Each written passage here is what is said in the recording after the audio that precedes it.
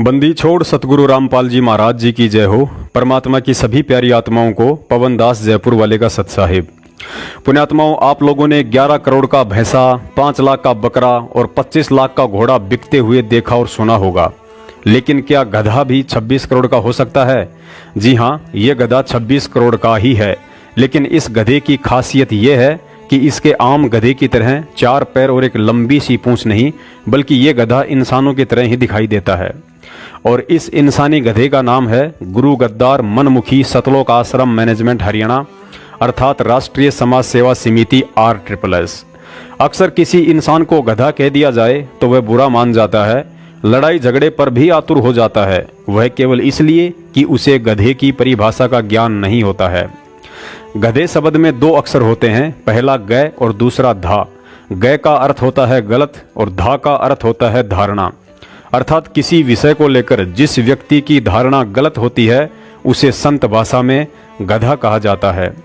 आज की इस वीडियो में आपको ऐसे ही सैकड़ों गधों से परिचित करवाएंगे, और दुख की बात तो यह है कि इन गधों में से कोई इंजीनियर है तो कोई सरकारी अध्यापक, कोई डॉक्टर है तो कोई वकील।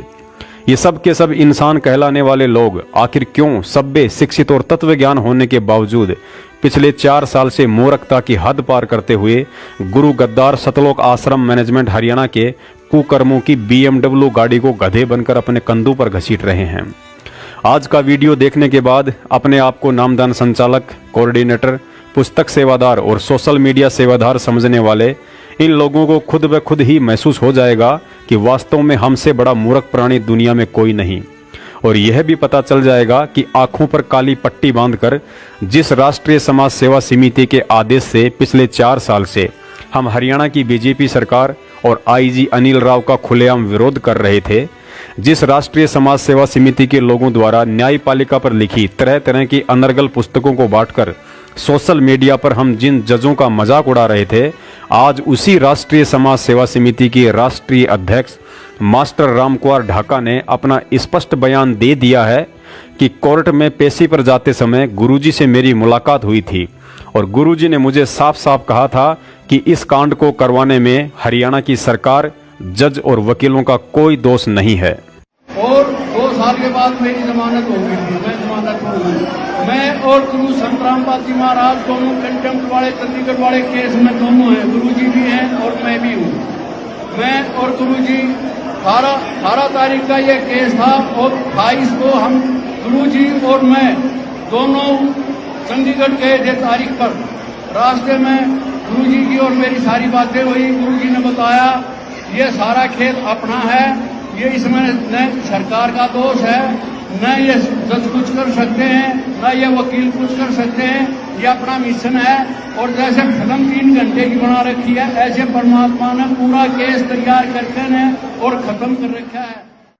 पुण्यात्माओं, मास्टर रामकुमार ढाका का यह वीडियो देखकर परमात्मा की वाणी याद आ गई कि कहूँ साची माने बुरी यही परीक्षा नीच, और जितनी धोवे कच्ची दीवार उतनी माचे कींच। मास्टर रामकुमार ढाका के इस बयान को सुनकर यदि परमेश्वर की उन सभी प्यारी आत्माओं में जो सतलोक आश्रम मैनेजमेंट हरियाणा के मनमुखी आदेशों पर रात दिन फेसबुक, ट्विटर और व्हाट्सएप पर हरियाणा सरकार और जजों को दोष देते हुए आंखों पर काली पट्टी बांधकर अंधेरे में तीर चला रही है, उनमें जरा सा भी भक्ति का अंश और शर्म शेष होगी तो परमेश्वर से जाने अनजाने में हुए अपने पाप कर्म की दंडवत समायाचना करते हुए अपने घर बैठकर ही भक्ति करने लग जाएंगे। गुरुजी कहते हैं, चोर चुरावे तूमड़ी और गाडे पानी माँ, वो गाडे व ऊपर आवे सच्चाई छानी ना। पुण्यात्माओं, कांड के बाद जिस समय आप लोगों को मोहरा बनाकर हरियाणा सरकार और IG अनिल राव के खिलाफ समाज में जहर उगलवाया जा रहा था, उस समय जमानत पर बाहर यह मास्टर रामकुमार ढाका अपना हनीमून मनाने के लिए दक्षिणी अफ्रीका के जंगलों में नहीं बल्कि यहीं रोहतक में धक्के खा रहा था। लेकिन इसने सतलोक आश्रम मैनेजमेंट के मुखिया महेंद्र और मीडिया प्रभारी चांद राठी से यह कहते हुए एक शब्द भी अपने मुंह से नहीं निकाला कि जब मुझे गुरुजी ने स्पष्ट कह दिया था कि कांड में सरकार और जजों का कोई दोष नहीं है, तो फिर गुरुजी के आदेश के खिलाफ उनकी हजारों आत्माओं को सोशल मीडिया सेवादार बनाकर क्यों सरकार और जजों के खिलाफ जहर उगलवाकर उनके कर्म फुड़वाए जा रहे हैं? कारण यही था कि उस समय तक गुरुजी को किसी भी मुकदमे में सजा नहीं हुई थी और इन काल एजेंटों का मुख्य मकसद उस परम पिता के हजारों बच्चों को सरकार तथा जजों के खिलाफ जहर उगलवाकर उन्हें सजा करवाना था। और उस मकसद में ये गद्दार कामयाब रहे। और आज कह रहा है कि सरकार और जजों का कोई दोष नहीं था। आज अपनी आंखों से सच्चाई देखकर भी यदि हमारे भ्रमित भगत भाई बहनों की आंखें नहीं खुलती है तो यही कहा जाएगा कि जानबूझ सांची तजय करे झूठे से ने, जाकी संगति है प्रभु शौपन में भी ना दे। और सतगुरु रामपाल जी महाराज जी ने तो तत्व ज्ञान लेने के बाद भी अंधी बनी बैठी ऐसी भगत आत्माओं के लिए यहाँ तक कह दिया है कि ये भगवान परमात्मा कहते हैं ये तो परमात्मा के दोषी हैं, अपराधी हैं। और कहते हैं पापी पर बाद ना बैठो, मुख देखे पाप लगे जाका, 9-10 मास गर्भ त्रास दी, धिक्कार जन्म उसकी माँ का। आगे इस वीडियो में मास्टर रामकुमार ढाका कह रहा है कि जब मैंने गुरुजी से जेल से बाहर आने का टाइम पूछा तो वे हंसने लग गए और कहा कि ऐसे टाइम नहीं बताया करते। मैंने पूछा गुरुजी से कितना टाइम लग जाएगा, गुरुजी हंसने लग गए, टाइम नहीं बताया करते। और ये फिल्म है, फिल्म देखते रहो, परंतु परमात्मा का ये खेल है, इसको बहुत जल्दी ही खत्म करेंगे इस केस को। और ये सारा केस मालिक के हाथ में है। पुण्यात्माओं, संत कभी दोगले नहीं होते हैं, लेकिन सतलोक आश्रम मैनेजमेंट के गद्दारों ने और उनके कलयुगी परिवार ने उन्हें दोगला साबित करने की पूरी कोशिश की है। जैसा कि इस वीडियो में आपने मास्टर रामकुमार ढाका को सुना कि जब मैंने गुरुजी से बाहर आने के बारे में पूछा तो वे हंसने लग गए और कहा कि ऐसे टाइम नहीं बताया करते हैं। तो पुण्यात्माओं, विचार करो, आज से 8 महीने पहले सतगुरु रामपाल जी महाराज जी की कलयुगी बेटी मंजू ने संगत में अपनी ऑडियो डालकर भक्तों को क्यों मूर्ख बनाया कि गुरुजी 3 महीने में बाहर आ जाएंगे। सभी भक्तों को सत साहेब, कल गुरुजी का फोन आया था तो गुरुजी ने उसमें बताया था कि जितने भी भगत अंदर है ना 4 साल से जेल में, वो उन सभी को 21 दिन की छुट्टियां मिल जाएंगी, अभी बाहर आ जाएंगे वो। और उसके बाद 3 महीने के बाद बिल्कुल ही बाहर आ जाएंगे। और सब मालिक के दया से अच्छा होगा। सरकार के दबाव ने जज ने गलत फैसला लिया। किसी को डरना नहीं है, भक्ति करो, प्यार से रहो, शांति बनाए रखना, ये गुरुजी ने आदेश दिया था। और जैसा भी संभव होगा गुरुजी की ऑडियो भी जल्दी से जल्दी आ जाएगी सभी भक्तों के पास। सत साहिब। और ये परमात्मा कुछ ही समय में, बहुत थोड़ा समय रह गया है, आएंगे अभी और सारे संसार को एक उसमें लेंगे और एक ही झंडा होगा और संत रामपाल जी का एक ही झंडा लहराएगा और सारा संसार इनके पीछे होगा। बस 2-3 साल की बात है, ज्यादा नहीं है, क्योंकि सारा खेल परमात्मा का रचा हुआ है और परमात्मा ही कर रहे हैं। इसलिए आप अपनी नित नियम आरती रामायणी समय पे करो, भक्ति करो और मालिक में विश्वास रखो। आपका इतना काम है, 2 रोटी मालिक नहीं देनी है।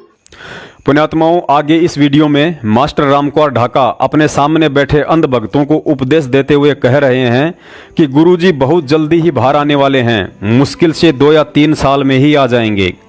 पुण्यात्माओं, यदि आपकी सूरत ठिकाने हो तो इस 26 करोड़ के गधे से सवाल जरूर करें कि जब तूने गुरुजी से बाहर आने के लिए पूछा तो गुरुजी हंसने लगे और कहा कि टाइम नहीं बताया करते। तो भाई रामकुमार जी, आप क्या गुरुजी से भी बड़े और अंतर्यामी हैं जो 1.5 फुट का पाइप पकड़कर झट से मुंह फाड़ दिया कि गुरुजी 2 से 3 साल में बाहर आ जाएंगे।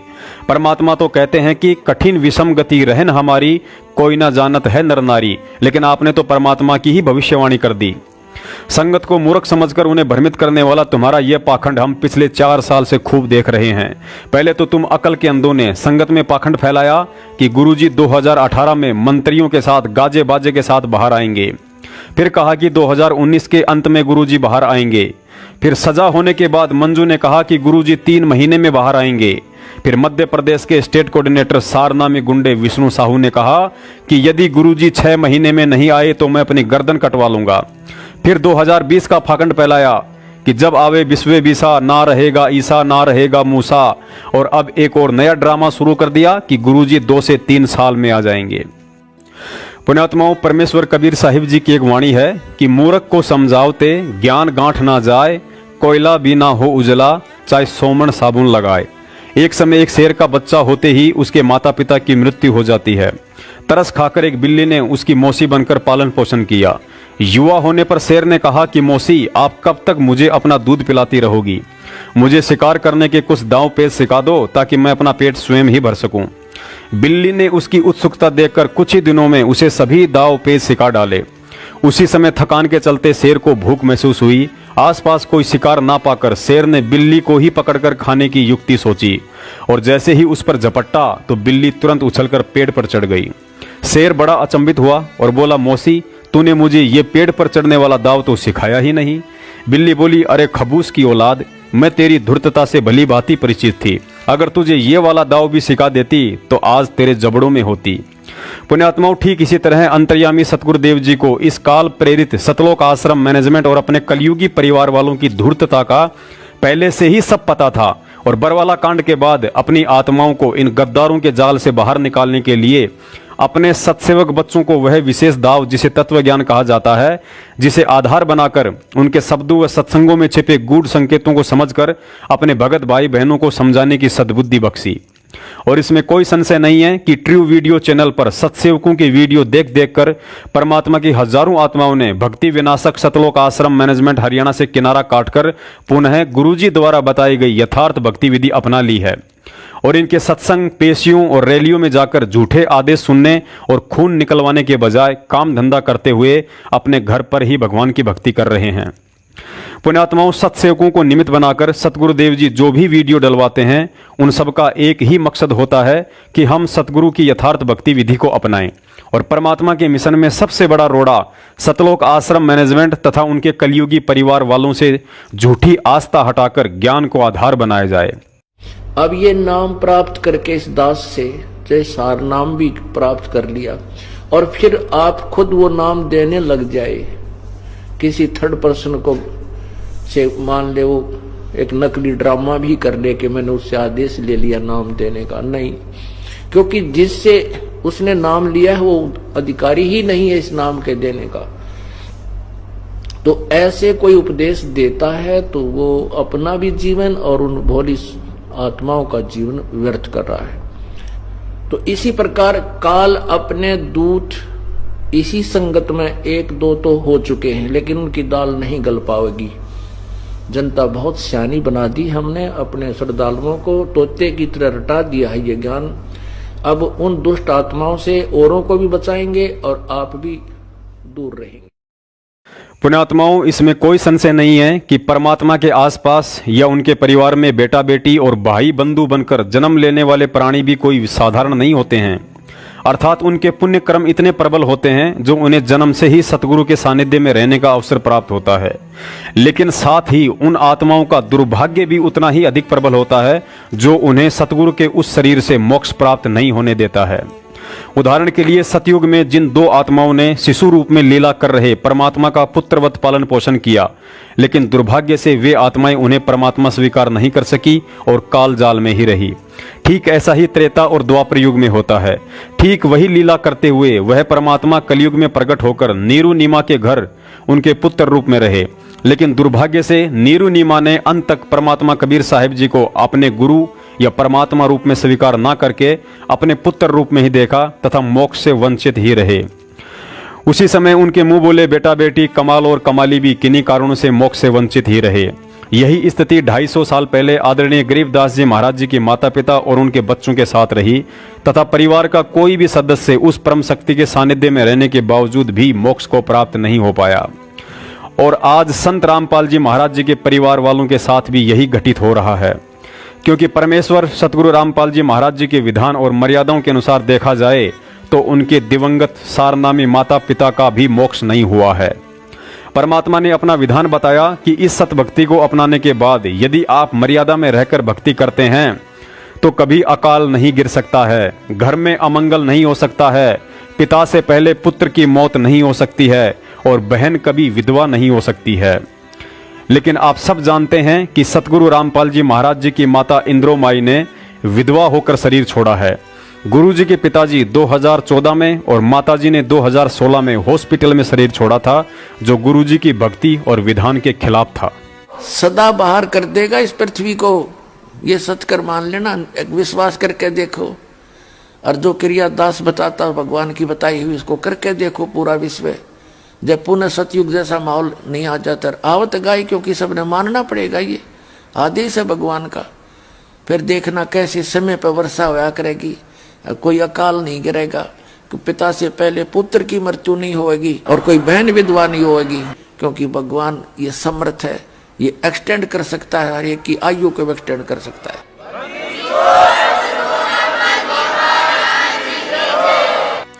पुण्यात्माओं, यह बात सुनकर आपके मन में शंका नहीं बल्कि पहले से अधिक दृढ़ता और मन में डर पैदा हो जाना चाहिए और ये विचार करना चाहिए कि आखिर संत रामपाल जी महाराज जी के माता पिता बनकर भक्ति कर रही उन आत्माओं से ऐसी कौन सी गलती बन गई जो समर्थ परमात्मा ने उनका भी मोक्ष नहीं किया।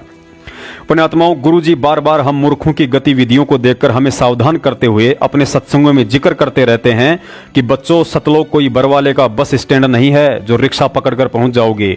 वहां जाने के लिए तो पूरा जोर लगाना पड़ेगा। मंगलाचरण में एक चौपाई आती है कि परम शक्ति संगीतम रिद्धि सिद्धि दाता सोही, अविगत गुण है अतीतम सत्य पुरुष निर्मोही। अर्थात वह परम शक्ति युक्त निर्गुण परमात्मा सभी प्रकार के सुख और वैभव देने में तथा कुछ भी करने में समर्थ है, लेकिन साथ ही वह सत्य पुरुष अर्थात सच्चा परमात्मा निर्मोही अर्थात मोह माया से सर्वदा दूर भी है। उसे ना तो मां बनकर अपना दूध पिलाने वाली एक स्त्री का मोह झुका सकता है और ना ही पिता बनकर पालन पोषण करने वाले एक पुरुष का मोह दबा सकता है, तथा ना ही बेटा बेटी भाई बंधु और रिश्तेदारों से कोई विशेष प्रेम या लगाव होता है। उसका हर एक आत्मा के प्रति दृष्टिकोण एक समान होता है, चाहे वह उपदेशी हो या अनुपदेशी, चाहे सामान्य नागरिक हो या कोई राज दरबारी हो, चाहे परिवार वाला हो या बाहर वाले हो। अज्ञानी तो हम तुच्छ बुद्धि जीव हैं जो उनके विधान से अपरिचित होने के कारण उनके परिवार वालों के आंचल में छुपकर भगवान को प्रसन्न करके भक्ति का बोनस लेने की फिराक में लगे रहते हैं। सतगुरु रामपाल जी महाराज जी के सारनामी माता पिता का मोक्ष ना होना इस बात का पक्का प्रमाण और हम मूर्खों के लिए एक गहरा संकेत है कि जब तक इस ज्ञान को आधार बनाकर हम अपनी अंतरात्मा से गुरु को पूर्ण परमात्मा स्वीकार नहीं करेंगे, तब तक हम लाख जन्म भी मोक्ष के अधिकारी नहीं बन सकते हैं। परमात्मा कहते हैं, गुरु गोविंद दो नहीं भाई और दो समझे सो दो जग जाही।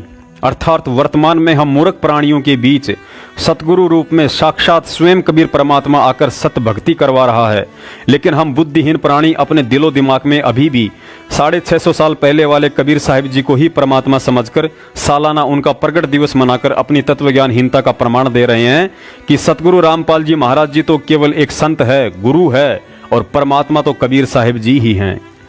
गुरु जी ने रात दिन 18-18 घंटे जागकर हमें इन अनमोल सत्संगों को दाएं कान से सुनकर बाएं कान से बाहर फेंकने के लिए नहीं, बल्कि हमारे दिलो दिमाग में यह दृढ़ विश्वास बैठाने के लिए सुनाए थे कि हु इज रामपाल, अर्थात एक सामान्य से मानव शरीरधारी इंसान की तरह दिखने वाला संत रामपाल जी महाराज कौन है। वह कबीर परमात्मा जब आदरणीय नानक साहिब जी को मिले और अपना ज्ञान सुनाया तो नानक साहिब जी उन्हें केवल जिंदा महात्मा के रूप में ही देख रहे थे, लेकिन जब नानक साहिब जी को सतलोक ले जाया गया और उनकी आंखों के सामने नीचे से गया हुआ वह जिंदा महात्मा उस सारी सृष्टि के रचनहार के सिंहासन पर बैठा और उस सिंहासन पर पहले से विराजमान तेजोमय परमात्मा खड़ा होकर नानक जी की आंखों के सामने उस जिंदा बाबा के ऊपर चवर करने लगा, तो उस जिंदा बाबा ने नानक जी से कहा कि पुण्यात्मा, आई एम गॉड। तो नानक साहब जी कहने लगे, अब बैठ जाओ, कुछ वार्ता करेंगे, अब मुझे डिटेल से बताओ। तो परमात्मा ने सृष्टि रचना सुनाई। अब नानक साहब जी कहने लगे कि देखो, आपकी बातों पर कुछ विश्वास है, कुछ अविश्वास है। वो सचखंड आपने आज तक सुना नहीं, देखा नहीं, आपके अतिरिक्त इसके विषय में कोई व्यक्ति हमें बताने वाला मिला नहीं, तो कैसे विश्वास करूं? मुझे वो सचखंड दिखा दो। परमात्मा ने कहा, चल ठीक है। वो शरीर वहीं सुरक्षित रखा और सतलोक में ले गया उस प्यारी आत्मा को, नानक साहिब जी की आत्मा को। अब जिंदा महात्मा के रूप में थे परमात्मा। तो जब ऊपर जा रहे थे, आगे जाके क्या देखा नानक साहिब जी ने कि एक तख्त के ऊपर एक बहुत बड़ा गुम्बद बना हुआ है, बहुत बड़ा। वहां एक गुम्बद है सफेद, बहुत लंबा चौड़ा, इस पृथ्वी से भी बड़ा है, इतना बड़ा गुम्बद है।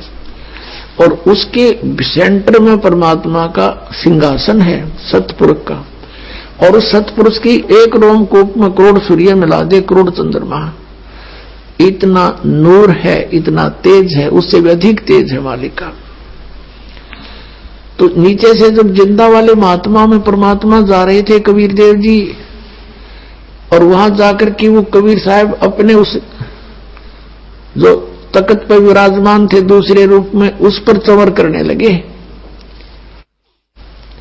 नानक साहिब जी ने सोचा कि ये है वो अकाल मूर्त, कि ये है वो सतपुरुष, ओहो। और ये कबीर जो नीचे से जिंदा आया है, ये कबीर, ये इनका कोई नौकर होगा। इतने में क्या हुआ कि वो तेजों में शरीर युक्त परमात्मा खड़े हुए सतपुरुष असंख्य ब्रह्मांड के कंट्रोलर के सिंहासन पर नीचे से गए हुए जिंदा महात्मा के रूप में वो परमात्मा विराजमान हुए कबीर देव। और वो तेजों में शरीर वाला परमात्मा कबीर साहब पे नौकर की तरह चौर करने लगा, सेवक की तरह। अब नानक साहब जी सोच ही रहे थे कि ये क्या चक्कर हुआ, इस सेवक पर भगवान चौर कर रहा है। इतने में क्या हुआ, तेजों में शरीर उस जिंदा वाले शरीर में नीचे से गया था जो परमात्मा जिस शरीर में, उसमें समा गए। वो असंख्य ब्रह्मांड के कंट्रोलर के सिंहासन पर, तख्त पर अकेले कबीर देव जी, कबीर साहब जिंदा महात्मा वाले रूप में विराजमान है। चौर अपने आप घूम रहा ऊपर ऑटोमेटिक। तब परमेश्वर ने कहा कि प्यारी आत्मा, आई एम गॉड, मैं हूं वो परमात्मा। यही हादसा आदरणीय गरीबदास जी महाराज जी के साथ हुआ। जब एक साधु के रूप में कबीर परमात्मा उनकी आत्मा को सतलोक लेकर गए, तो वहां सिंहासन पर परमात्मा को अन्य तेजोमय रूप में बैठा देखकर गरीबदास जी महाराज जी ने सोचा कि नीचे से आया हुआ यह महात्मा तो कोई यहाँ का गण लगता है, और भगवान तो ये है जो सिंहासन पर बैठे हैं। लेकिन जब परमात्मा ने वही लीला की तो गरीबदास जी महाराज जी को पक्का यकीन हो गया कि यह साधारण सा साधु दिखने वाला तो पूर्ण परमात्मा ही है। गरीबदास जी के विषय में जानकारी फिर देते हैं कि आदरणीय गरीबदास साहिब जी को परमात्मा मिले थे गांव छुड़ानी, जिला झज्जर, हरियाणा में। ये 10 वर्ष के थे, खेतों में अपनी गौवें चरा रहे थे और भी अनेक पाली ग्वाले साथ थे। वहां परमात्मा आए, सतलोक थे, एक जिंदा महात्मा का रूप बना के साधु का। तो गरीबदास जी ऊपर गए परमात्मा के साथ जिंदा महात्मा के रूप में। तो वहां जाकर के जिंदा महात्मा के रूप में जो परमात्मा थे, अपने उस दूसरे रूप में तेजों में शरीर, करोड़ सूर्य मिला दे, करोड़ चंद्रमा, ऐसे एक रोमकूप की शोभा वाले शरीर में जो तख्त पर सिंहासन पर विराजमान थे, उसके ऊपर चौर करने लगे। गरीबदास जी ने सोचा भगवान तो यूं है तख्त पर बैठा, और ये बाबा जी तो यहाँ का कोई नौकर दिखा इनका। इतने में वही लीला हुई जो रामानंद जी के साथ की थी। परमात्मा जो खड़े हुए तख्त से, सिंहासन से, और नीचे से बाबा जी संत रूप में गए थे भगवान, वो विराजमान हुए और वो तेजों में शरीर वाले भगवान चौर करने लगे। तब गरीबदास जी बालक 10 वर्ष की आयु के सोच रहे हैं कि ओहो बाबा जी में बड़ी करामात, भगवान भी इसके ऊपर चौर करता है। इतने में वो तेजों में शरीर उस जिंदा वाले महात्मा वाले शरीर में प्रवेश कर गया। अकेले वो बाबा संत रूप में परमात्मा नीचे से ऊपर गए थे, अकेले अनंत कोट ब्रह्मांड के मालिक के रूप में बैठे हैं विराजमान तख्त के ऊपर। तब गरीबदास जी को सब कुछ दिखा करके परमात्मा ने वापस छोड़ दिया। पुण्यात्माओं, यही हाल आदरणीय रामानंद जी के साथ हुआ। जब कबीर परमात्मा ने 5 वर्षीय लीलामय बालक रूप में अपनी समर्थता के आगे रामानंद जी को विवश करके उन्हें सतलोक दर्शन के लिए लेकर गए, तो वहां एक अन्य तेजोमय रूप में बैठे परमात्मा को देखकर रामानंद जी ने भी यही सोचा था कि यह 5 वर्ष का कबीर तो यहाँ का कोई गण है। लेकिन जब वह 5 वर्षीय बालक उस सिंहासन पर बैठा और पहले से विराजमान परमात्मा उन पर चंवर करने लगे, तो रामानंद जी को पक्का यकीन हो गया था कि ये कोई साधारण बालक नहीं बल्कि साक्षात परमात्मा है। उस त्रिवेणी पर जाकर रुक जाता है रामानंद, और परमात्मा साथ साथ जा रहे हैं उस छोटे बालक के, 5 वर्ष के बालक के रूप में। अब वहां वार्ता करते हैं जैसे स्वप्न होता है कि स्वामी जी ये है तेरी अंतिम मंजिल त्रिवेणी, इसके बाद ये लेफ्ट जो रास्ता है ये जाएगा धर्मराज के दरबार में, उसके बाद फिर आपका अकाउंट होकर के जिस भी इष्ट की तेरी साधना होगी वहां भेज दिए जाओगे, और ये सीधा ब्रह्मरंध्र का रास्ता है, ये तुम्हारे किसी मंत्र से नहीं खुलेगा, मेरे सतनाम से खुलेगा। उस 2 अक्षर के मंत्र से खुलेगा। रामानंद जी सोचते रहे, देखते रहे भी क्या होगा। तब कहा कि अपने मंत्र जाप करके देख ले, खुलता हो। तो उसने सारे मंत्र जंतर कर लिया, नहीं खुला। तब परमात्मा ने कहा मैं सिमरण करता हूं सतनाम का, 2 अक्षर के नाम का। सिमरण किया, वो पट दे, दरवाजा खुल गया, सामने का गेट। आका मेरे साथ। रामानंद जी की आत्मा को साथ लेकर गई। ये काल दिखाया जहां 21वें ब्रह्मांड में बैठा है, जहां तपतशिला के ऊपर 1 लाख मानव शरीरधारियों को सूक्ष्म रूप में, वहां सूक्ष्म उनके सूक्ष्म शरीर को वहां भून कर खाता है, वो स्थान दिखाया। फिर सचखंड में लेकर गए, सतलोक में। वहां परमात्मा को देखा दूसरे रूप में। करोड़ सूर्य मिला दे, करोड़ चंद्रमा एक रोमकूप के अंदर। इतनी शोभा उस परमात्मा सतपुरुष की सचखंड के अंदर। और नीचे से 5 वर्ष के बालक में परमात्मा दूसरे रूप से जा रहे हैं उसके साथ। तो रामानंद जी ने सोचा भगवान तो ये है सामने, जो तख्त पर बैठा है, सिंहासन पर विराजमान है। और परमेश्वर कबीर जी जाकर के चमर उठा करके उस परमात्मा पर करने लगे। जो सिंहासन पर बैठे थे चमर करते हैं आदर से। अब रामानंद जी ने सोचा भगवान तो ये है, ये कबीर तो यहाँ का कोई गण होगा, अनुचर है यहाँ का। इतने में क्या हुआ कि वो तेजों में शरीर खड़ा हुआ, जिसके एक रोमकूप में करोड़ सूर्य मिला दे, करोड़ चंद्रमा, वो भी फीके रहे। इतने नूर युक्त मनुष्य शरीर रूप नर आकार परमात्मा मनुष्य दृश्य खड़ा हुआ। और कबीर जी 5 वर्ष के बालक उस सिंहासन पर विराजमान हो गए, न्यू डट गए। और वो जो तेजों में शरीर युक्त परमात्मा था परमेश्वर, कबीर जी बालक के ऊपर चंवर कर रहे, नौकर की तरह। अब रामानंद जी देख रहे हैं ये क्या लीला हो रही है। भगवान तो ये इस बालक पर चंवर। इतने में तेजों में शरीर जाकर के कबीर परमेश्वर में प्रवेश कर गया 5 वर्ष के बालक में। अनंत कोट ब्रह्मांड के कंट्रोलर के रूप में अकेले कबीर परमेश्वर जी बालक रूप में बैठे 5 वर्ष के बालक में। अब रामानंद जी कहते हैं, देखते हैं चारों ओर। तब परमात्मा ने कहा रामानंद मैं पूर्ण परमात्मा हूं, परम अक्षर ब्रह्म हूं। पुण्यात्माओं, परमात्मा को सतलोक में देखने से पहले जो सोच और स्थिति आदरणीय नानक साहिब जी, आदरणीय गरीबदास जी महाराज जी और आदरणीय रामानंद जी की थी, उससे भी बुरी स्थिति आज हजारों की संख्या में प्रमाण और सत्संग सुनने के बाद आप और हमारे जैसे मूर्खों की हो रही है। पुण्यात्माओं, यह बहुत बड़ा खेल है परमात्मा का। कलयुग की इस बिजली पीढ़ी में हम नीचों को पार करने के लिए पहले तो उन आत्माओं को परमात्मा ने स्वयं ही जिंदा महात्मा या साधु रूप में आकर सतलोक का ज्ञान दिया। फिर आज आप और हमें यह दृढ़ विश्वास दिलाने के लिए उन आत्माओं को सतलोक लेकर गए और यह विश्वास दिलाया कि अपनी प्यारी आत्माओं के लिए पृथ्वी लोक पर एक सामान्य व्यक्ति या साधु महात्मा के वेश में ज्ञान प्रचार करने वाला कोई और नहीं बल्कि मैं स्वयं कबीर ही होता हूं। लेकिन 26 साल से एक सामान्य से दिखाई देने वाले व्यक्ति रामपाल जी के वेश में उस कबीर परमात्मा ने हमें तत्व ज्ञान समझाने में कोई कसर नहीं छोड़ी कि मैं ही कबीर परमात्मा हूं। लेकिन हम गधे आज भी संत रामपाल जी महाराज जी को तो मात्र अपना गुरु तथा अपने मन मंदिर में हर साल 650 साल पहले वाले कबीर जी को ही परमात्मा मानते हुए उनका प्रगट दिवस मनाकर अपनी अज्ञानता की एक और निशानी छोड़ देते हैं कि अभी तक हम तत्व ज्ञान से अपरिचित हैं। अब आपकी समझ में आ जाना चाहिए कि सतगुरु रामपाल जी महाराज जी के माता पिता बनकर भक्ति कर रही उन दोनों आत्माओं की भी यही कमी रही कि उन्होंने संत रामपाल जी महाराज जी को अपना गुरु धारण अवश्य कर रखा था, लेकिन अंतरात्मा में कहीं ना कहीं वह पुत्र वाला भाव निकल नहीं पा रहा था।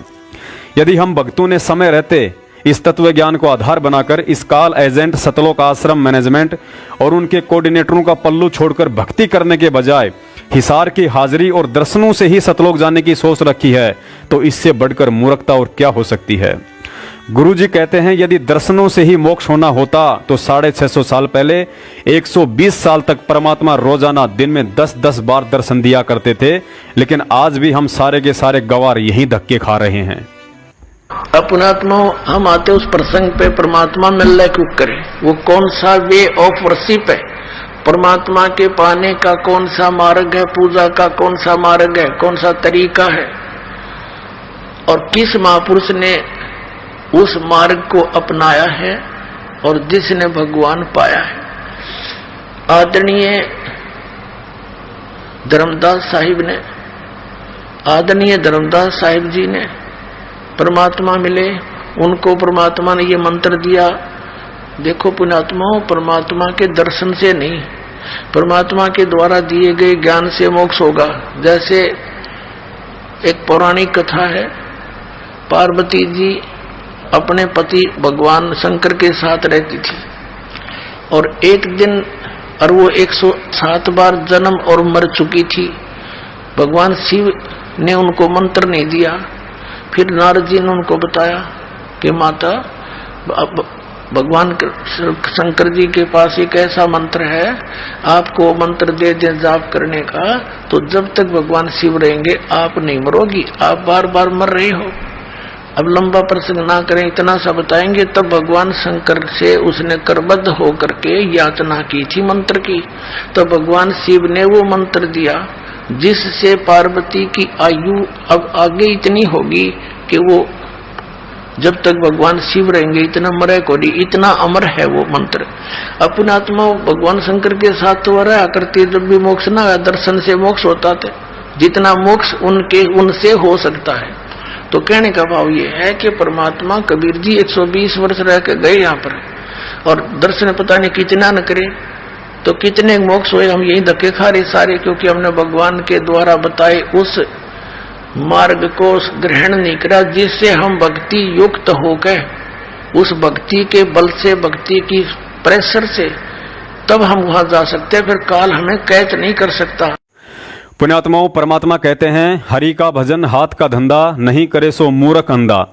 दास का अपने सभी भगत भाई बहनों से निवेदन है, जब हमें ज्ञान, नाम, भक्ति, मर्यादा, सत्संग सब कुछ सतगुरुदेव जी ने दान किया है, तो फिर गुलामी इन गांव-गांव में फर्जी नामदान केंद्र खोलकर बैठे भिखारियों सहित सतलोक आश्रम मैनेजमेंट हरियाणा और संत रामपाल जी महाराज जी के कलयुगी परिवार वालों की क्यों करनी। हम अनजाने में गुरुजी को प्रसन्न करने के लिए भक्ति के बजाय ऐसे निर्भागी और निर्लज लोगों के पांव क्यों पकड़ बैठे हैं जो इस जन्म में पार होने वाले ही नहीं हैं। संत रामपाल जी महाराज जैसे साहूकार का बेटा और भाई होकर यदि कोई पुलिस से छुपकर भगोड़ा बनकर घूम रहा है तो समझ लो उस प्राणी में भक्ति और विश्वास का अंश मात्र भी शेष नहीं है, पत्थर है पत्थर। और ऐसे पत्थरों को अनजाने में यदि आप पारस समझकर अपने आप को सोना बनाने की सोच रहे हैं तो समझो आप भी अपने आप में मूर्खता का जीता जागता नमूना हो। गुरुजी ने बताया कि खर ना होवे केहरी कभू, सिंह की खाल उठाए। संगत सतगुरु रामपाल जी महाराज जी के जिस कलयुगी परिवार, रिश्तेदार और भाई बंधुओं सहित कोऑर्डिनेटर जैसे बड़े बड़े थोते पद लेकर गधों को अनजाने में केहरी अर्थात बब्बर शेर समझ बैठी है, लेकिन इनकी भक्ति, मर्यादा, आचार, विचार और बोलचाल को जानने की कोशिश करोगे तो माथे में 3 थप्पी मारोगे और यही कहोगे कि ये तो वास्तव में किसी कुम्हार ने गधे के ऊपर शेर की खाल उड़ाकर लोगों की फसल बर्बाद करने के लिए छोड़ रखा है। फसल आपकी भक्ति है, गधा सतलोक आश्रम मैनेजमेंट और कुम्हार संत रामपाल जी महाराज जी का गद्दार भाई महेंद्र भगोड़ा है। तो संत और असंत की बोली से पता लगे। कबीर परमेश्वर जी कहते हैं, खरना होवे केहरी कभू, सिंह की खाल उठाए। यदि गधे को सिंह की यानी शेर की खाल पहना दी ऊपर का कवर उसका, वो उस मात्र से सिंह नहीं बन जाता, शेर नहीं बन जाता। दिखता शेर है बिल्कुल।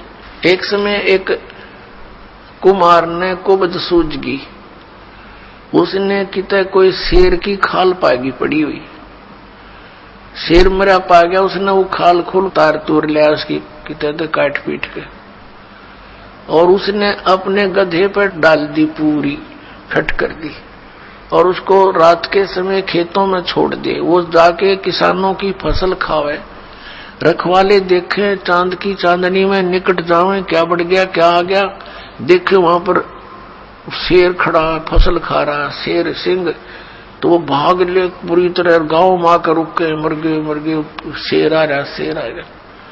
अब रखवालों ने उधर जाना भी छोड़ दिया कि रात में शेर आवर फसल खावे, काफी चर्चा का विषय बन गया। एक दूसरे कुमार को पता चला कि भाई शेर फसल तो खा नहीं सकता, देखते हैं कोई गधे पर खाल ना डाल रखी हो किसी ने, उसने सोचा कि भी चल पहचान करते हैं, गांव वालों से कहा भी चलो आज शेर पकड़ते हैं। वो कहने लगे नहीं भाई नहीं, उधर नहीं जाना। वो कहने लगा भी चलो तुम मेरे साथ चलो, वृक्षों पर बैठ जाना ऊंचे चढ़कर। वो 2-4 गधे ले गया अपने, और जहां वो शेर आता था उसी के आसपास वो गधे छोड़ दिए और वो बैठ के ऊपर वृक्षों पर। अब डर उसको भी था, कुमार को भी कहीं सचमुच एक शेर ना हो, चलिया तो पहचान हो जाएगी, बेगा जिस गधे ने खा लेगा और क्या होगा।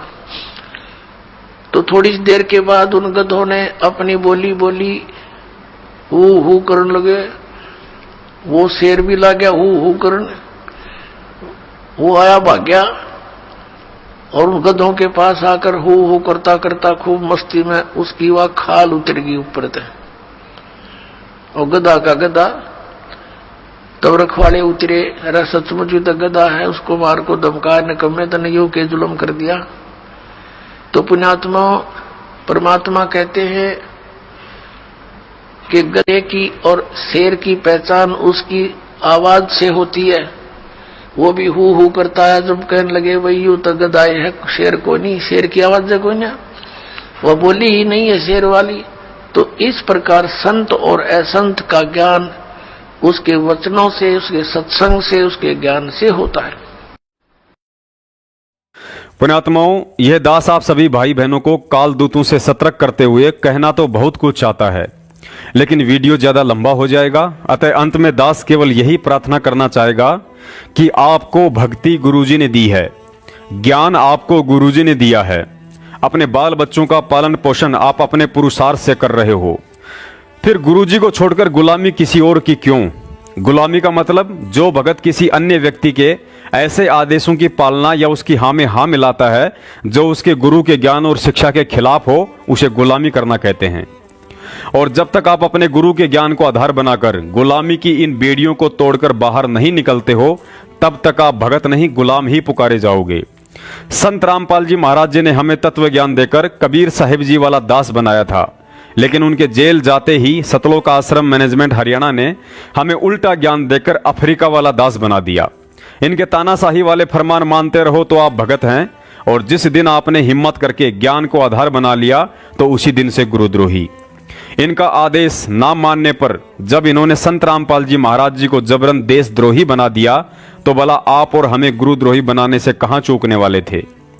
पुण्यात्माओं, सतलोक आश्रम मैनेजमेंट हरियाणा ने पिछले 4 वर्षों से आप और हमें जो ठोकरें मारी हैं, और जितनी ठोकरें मारी हैं उतनी ठोकर अगर किसी पशु के लग जाती तो शायद उसमें भी अकल आ जाती, लेकिन 4 साल से आप और हम में नहीं आई। हमें कभी जमानत के नाम पे लूटा है, तो कभी जमीन के नाम पे लूटा है, कभी वकील के नाम पे लूटा है, तो कभी वकालत के नाम पे लूटा है। पुण्यात्माओं, अभी भी समझ जाइए, बहुत लूट चुके हो आप लोग। एक पुरानी कहावत है कि आसमान से गिरा और खजूर पे अटका। आप में से जो भगत भाई बहन सतलोक आश्रम मैनेजमेंट हरियाणा के चंगुल से निकल चुके हैं, वे समझो आसमान से गिर चुके हैं, लेकिन अब सत्सेवक रूपी खजूर पर अटककर दोबारा से अपनी अज्ञानता और भोलेपन का प्रमाण मत देना, क्योंकि सत्सेवकों की सेवा परमात्मा के ज्ञान और विधान पर चलते हुए संगत यानी आप जी को सत्य से अवगत कराने की है। इसके अलावा सत्सेवकों का मकसद सतलोक आश्रम मैनेजमेंट की तरह भोली संगत को आधार बनाकर कोई भीड़ या संगठन खड़ा करना या राजनीति करना नहीं है। मेरठ में सिर्फ और सिर्फ उन्हीं भगत भाई बहनों को आने के लिए कहा जाता है जो व्यक्ति संत रामपाल जी महाराज जी के साथ हुए षड्यंत्र की सच्चाई जानना चाहते हैं। और जब आप जी सारे सबूत देखकर संतुष्ट हो जाते हो तो आपका दोबारा से मेरठ में आना कोई जरूरी नहीं है, और ना ही इसार जेल की तरह बार बार मेरठ के चक्कर लगाने से आपके कोई पुण्य बनने वाले हैं। यदि आप मेरठ आकर सच्चाई जान चुके हैं तो उसके बाद आप जी अपने अपने क्षेत्र में अन्य भ्रमित भगत भाई बहनों को सच्चाई समझाने और सतलोक आश्रम मैनेजमेंट हरियाणा के चंगुल से निकालने की कोशिश कीजिए। इसके अलावा जो सत्संग, भंडारा और 5 यज्ञ मेरठ में सत्सेवकों द्वारा आयोजित किए जाते हैं, उसी विधि से आप अपने अपने क्षेत्र के भक्तों के साथ मिलकर कभी भी कर सकते हैं। लेकिन ध्यान रहे, भंडारे में आर्थिक सहयोग के अलावा किसी भी भगत भाई बहन ने ज्योति, पाठ, दान और 10वें अंश का पैसा वहां किसी भी भगत भाई को या परमात्मा की फोटो के आगे नहीं चढ़ाना है। यदि आपने जाने अनजाने में ऐसी गलती की है तो उसके जिम्मेदार आप स्वयं होंगे, क्योंकि ज्योति, पाठ, दान और 10वें अंश का पैसा लेने का एकमात्र अधिकारी केवल सतगुरु रामपाल जी महाराज जी स्वयं हैं। पुण्यात्माओं, मैं पवनदास जयपुर वाला या अन्य जो भी सत्सेवक भाई बहन पिछले 4 वर्षों से वीडियो आदि बनाकर संगत को सच्चाई से परिचित करवाने की सेवा कर रहे हैं, आप जी ने केवल उसी सच्चाई को स्वीकार करना है जो 100% गुरु जी के वचनों से मेल खाती है और जिसे आपकी आत्मा स्वीकार करे। अन्यथा सतलोक आश्रम मैनेजमेंट के पीछे अंधे होकर चल रहे नामदान संचालकों और कोऑर्डिनेटरों की तरह हर सच्ची झूठी बात पर हाँ में हाँ नहीं भरनी है। चाहे पवनदास हो या करणदास हो, हम सब के सब 2 कौड़ी के जीव हैं। इसलिए हर हाल में गुरुजी के ज्ञान को ही आधार बनाकर सोचना, समझना और चलना है। हम सत्सेवकों पर अंधविश्वास नहीं करना है। अनजाने में पवन, रामचंद्र या करण की पूंछ पकड़कर चलने से पहले ध्यान रखना, यह काल बलि का लोक है और मर्यादा खंडित होते ही हम कभी भी डूब सकते हैं। लेकिन यदि आपने ज्ञान की पूंछ पकड़ रखी है तो गुरुजी आपको कभी भी नहीं डूबने देंगे। यदि आप गुरुजी को खुश करके उन्हें जेल से बाहर देखना चाहते हैं तो आज और अभी से यह निश्चय कर लो कि हम ना ही तो सत्सेवकों के पीछे चलेंगे और ना ही किसी मैनेजमेंट के, ना ही तो आज के बाद मांगने पर हम सत्सेवकों को एक नया दान के नाम पे पैसा देंगे और ना ही किसी मैनेजमेंट वालों को।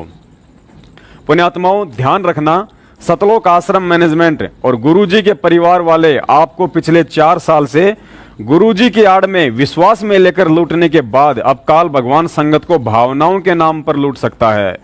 लेकिन आज की वीडियो देखकर आप इतने दृढ़ हो जाओ, चाहे आपके घर संत रामपाल जी महाराज जी का भाई महेंद्र, बेटा मनोज, पत्नी अनारो और बेटी मंजू अंजू भी आ जाए और गुरुजी का आदेश बताकर 1 रुपया भी मांगे तो निडर और निर्भय होकर तथा उन सभी के साथ एक सामान्य भगत की तरह व्यवहार करते हुए साफ साफ कह दीजिए कि हे देवियों, हमें माफ करो और भक्ति करने दो।